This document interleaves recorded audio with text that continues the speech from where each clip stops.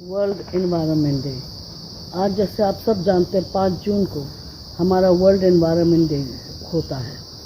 आज के दिन में हम लोग माँ के नाम में एक पेड़ लगाएंगे। ये हमारा देश का एक मिशन है।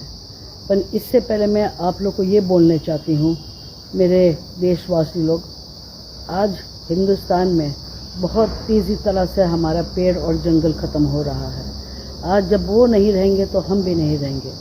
हम आप लोग से एक दरख्वास्त करते हैं और आप लोग से एक विनती करते हैं कि आप लोग सब अपने घर के बाड़ी में एक एक पेड़ लगाइए और उसका सेवा कीजिए। आप देखिए, अगर एक पेड़ सब जन भी लगाएंगे तो कितना हरियाली हमारे देश में होगी और सबका भला होगा। बहुत बहुत धन्यवाद।